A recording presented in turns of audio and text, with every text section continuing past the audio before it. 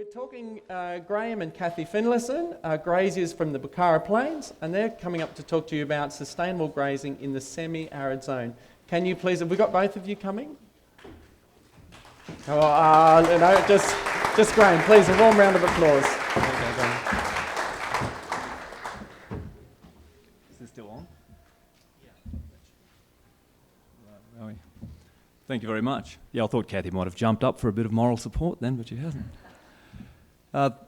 Thanks for that talk, Dr. Charles Massey. That was, serious, isn't it? And it is. And it's, I'm glad he went into a lot of specifics there. A lot of that underlies what we do and what we've tried to change at home. So this is the team at home, Kathy and Harriet, and their jackaroo with his big hat. I feel a bit naked up here, actually. And this is where we've come from. So we're a bit out of the...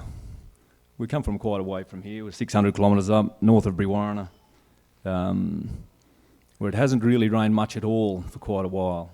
Go into that a bit further. We've owned Bucara Plains since 1999, so almost 20 years. We're actually that's the longest period anybody's owned Bucara Plains since it was split off one of the big stations in the 30s or 40s. So it hasn't been somewhere where people have wanted to hang around and stay. And there was a point early on there where I didn't either.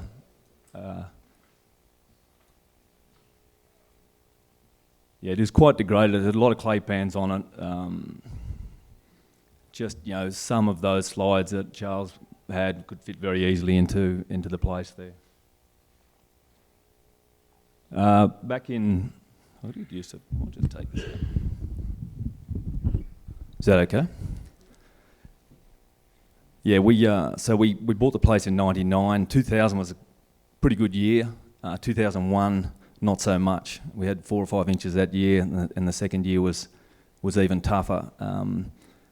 But that was our first really big drought. I'd been through plenty of droughts living at Brewarrina, but that one, and I guess the pressure of having our financial aspect with a bit of pressure on debt really made us look around. And a guy had given me a book by Alan Savory to read, one of our neighbours. Interestingly, that neighbour has still not read, well, he read the book, I think, but he didn't take much notice of the book anyway. I did get a little bit evangelical after reading the book. And actually, this is the first time in 6 years that I've actually given a talk.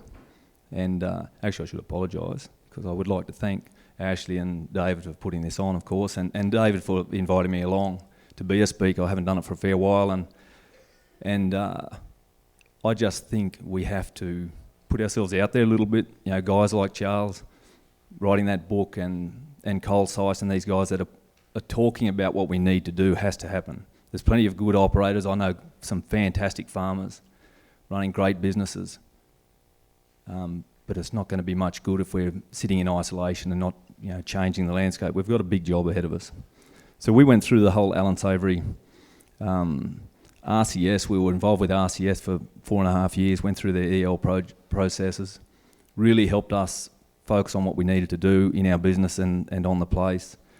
Was awarded an Nuffield Scholarship in 2008, interestingly, to look at rehabilitating landscape health. There was another guy who had the scholarship the same year as I did, and pretty well travelled around the world talking to scientists and looking at mechanical means of, you know, fixing degraded landscapes. And I dodged all of that.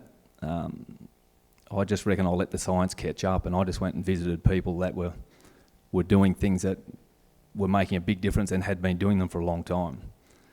So I just want to know, if I do this and I get this result, that's what's happened. I'll let someone else explain the intricate details of how that happens. I just want to know it does happen. So we started to focus on that at home. We did not do that to start with. We went from 6 or 8, 10 paddocks, I think it was, to now got 170. So it's quite intensive. The only people I've convinced to do anything similar at home is my brother and brother-in-law. So it's very difficult to change neighbours or whatever, but we started off, you know, even looking back now, the finances of it stack up. Originally we'd spent about $11 an acre to wire and water the place. The new block just to the north there, we've just done it. It was closer to $20 an acre on country that's arguably valued at 150. To at least lift your carrying capacity by 50%, to improve your landscape, so it all stacks up. So that's the team in action. A lot of hard work, obviously, a lot of emotional roller coasters when you live out there, but a lot of fun as well.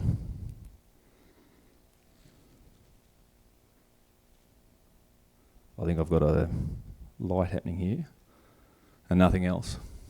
We got an expert in the room? The right one, that's the correct one as well, yes. That's us. We went for a little holiday in the south of France for Harriet's 21st, only a couple of years ago. She's still quite young. And I think travel was mentioned earlier, and we certainly talked about it last night. I love this Mark Twain quote.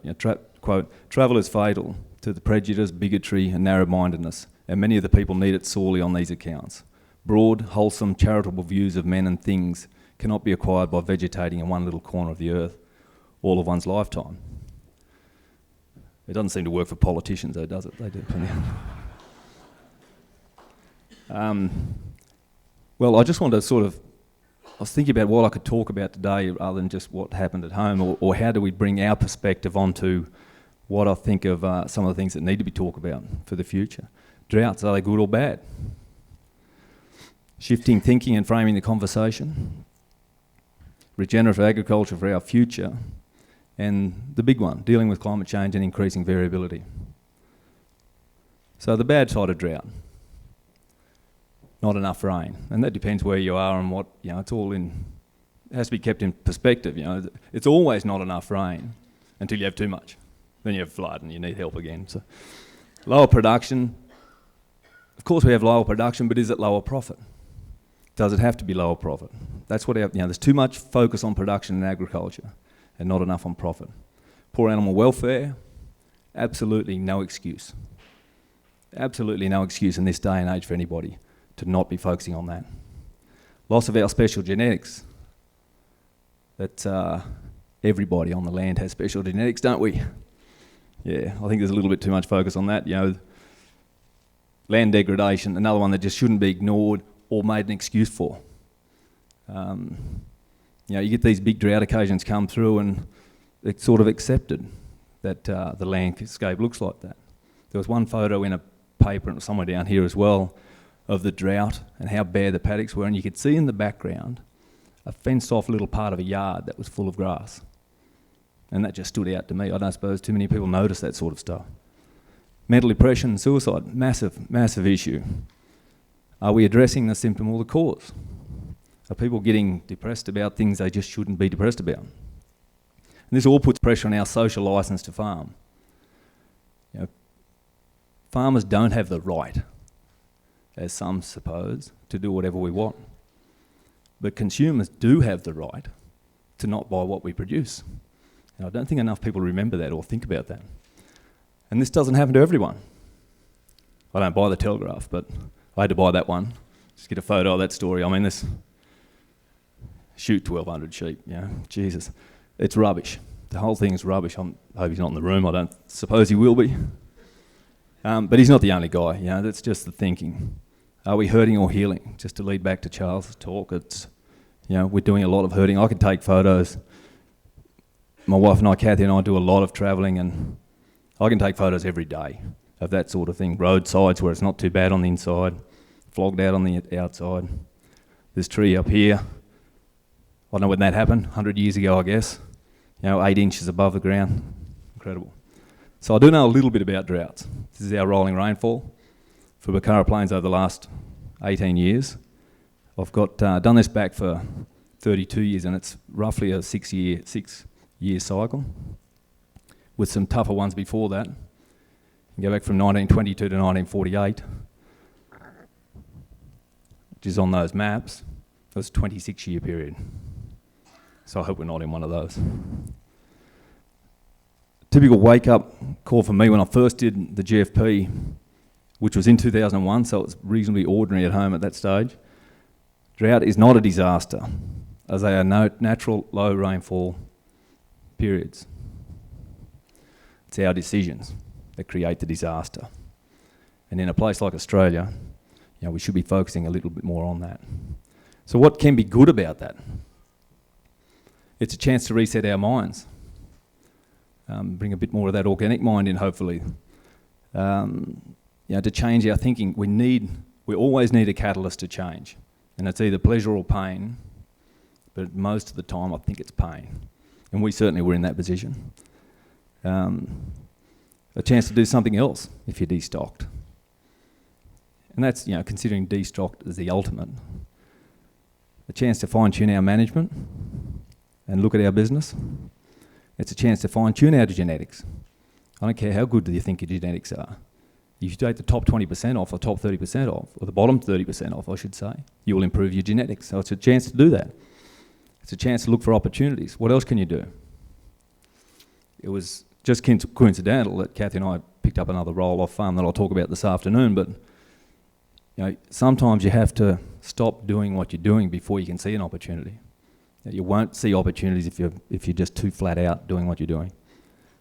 And it's a chance to rest and reset ourselves.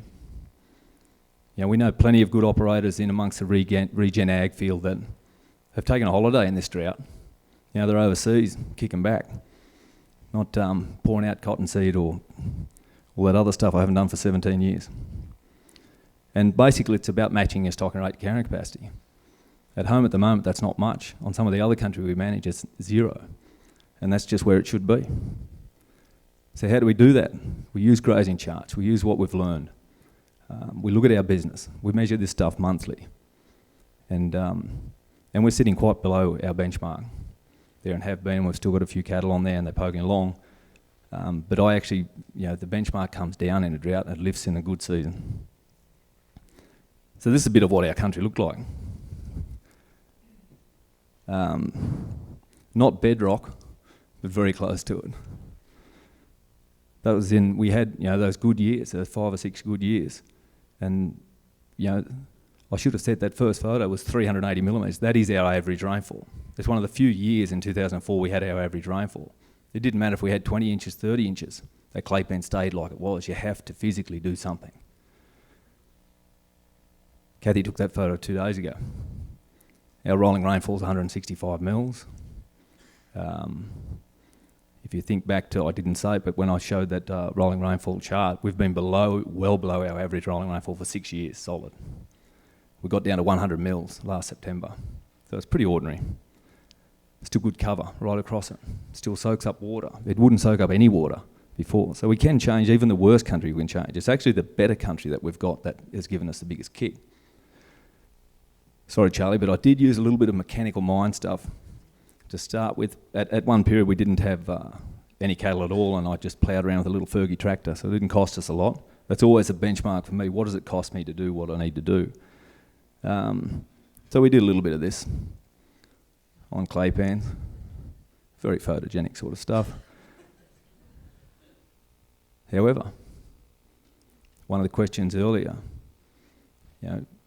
are sheep and cattle bad? Do you mean well-managed sheep or cattle? That's what should be the answer. You have to re-ask the question to these people. Do you mean poorly managed or well-managed? There's a vast difference. Dung beetles. That dung pat there was actually on one of the old clay pans. I pulled up and took some photos. Grass growing out of the dung. Machinery cannot do that. There's only one thing that can do that, and that's biology. That's that same clay pan. Back when it was 16, we turned one paddock into 16 paddocks, and now we've since taken that water point out and turned it into 32 paddocks. So we've ramped it up a little bit. That's Harriet with a mob of cattle. A big part of the handling of cattle, and we found cattle to be a better tool for us rather than sheep because it was so degraded, is their handling, and I'm glad to see Graham Reese and Rod Knight and Jim Lindsay not only have the KLR school but the low stress stock handling school, and low stress stock handling is just incredibly important in these systems. That's another paddock. You can see the bottom there, that's out from the water point. We get the biggest impact out from the water point. But what I wanted to talk about, because it's often brought up that we can't measure soil carbon, and that may be right. to get it to the stage where we can have a carbon-based monetary project on it, but that's the same spot. If it goes from light orange to dark, there's something happening. We just need to get in and start measuring this stuff properly. I had to dig deep to find some files of where it was good at home, but this is back in 2010, just lightly grazed. This is in May, that's what I want to put it on there for. We had green growing, photosynthesising grass right up in July that year, out there. That fence line you can see in the bottom of that photo is my neighbour's fence. That's like 50 metres away from those other photos. It's locked up for 15 years in a project, an enterprise-based conservation project, where he was just paid quite a bit of money to take the livestock off the land. That country doesn't look like that now. It's burned 3 times. And even if you look at it there, it was all same day, same rainfall. It was the same day as that. What's photosynthesising? What's putting carbon into the soil? What's feeding the bugs? It's not that one. How do we deal with dangerous climate change? Accept the reality. That's the biggest challenge. With politicians and other farmers, most farmers won't think there's a solution if they don't think there's even a problem. It's a big issue for us. So we need to get on with it, get educated, and get going. I'm cruising, nearly done, and let the science catch up. There's enough stories out there, and if you hadn't heard of anyone doing anything decent, then you could just pick up Charles' book and read it. He's filled it full of a few. A couple of dodgy ones like Kathy and I are in there, but it's a fantastic read. But there's a lot of information out there now. If people, if they have something switches in their mind and they want to learn, then there's plenty of information around, plenty of fantastic companies that can help you out. All land has a capacity to improve enormously, I believe. We have to be patient at times out west.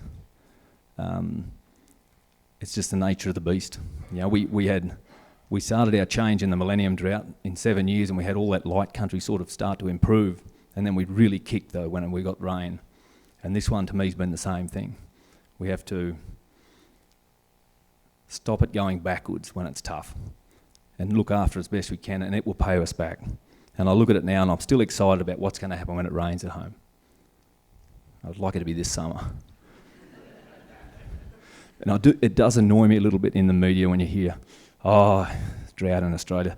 We shouldn't be out in that marginal country.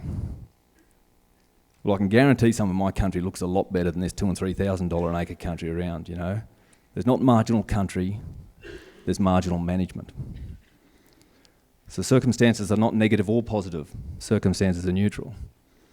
We were I was a bit taken aback with the degraded nature of Bucara Plains when I was stuck in that old way of thinking. But once I realised I could change things, I read Alan Savory's book and said,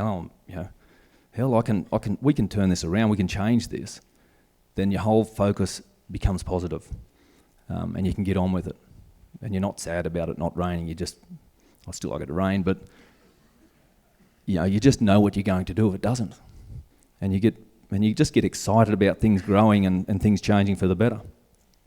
It's our thinking, our mental state, our perspective that makes the circumstance positive or negative. So fill your minds with positive stuff if you're farmers in the room, because there's plenty that we can do. And thank you all. Thank you, Dave, for asking me along, and Ashley for putting it on.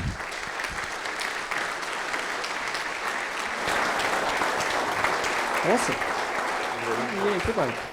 Well, that is great. Look, we're right on time, but I think we can squeeze in a couple of questions. And thank you for being on time. By the way, Barb's going to yell at you, speakers out there. I think she flashes red things. What's your time warning? 3 minutes. 3 minutes. There you go. There's your 3-minute warning. The questions are, what have you found to be the most effective in encouraging your neighbours into healthy farming practices? What neighbour would that be? You can't. I was a bit evangelical and try to tell people, especially when I changed. I think it was in that Millennium Drought, and it took a while for Kathy to shut me up, basically, because people didn't want to hear about it. And I thought, right, I'll shut up until it rains. But then when it rained, at the end of 07, 08, it rained a lot. So she's all good. So nobody wanted to talk about anything then either. It's a tough one. It was part of my Nuffield scholarship, was looking at that, why don't people accept change? And it's, you know, it was at Alan Savory, somebody said that change happens one funeral at a time. Well, I often say that it's rarely is punching someone in the face a good way to start a conversation.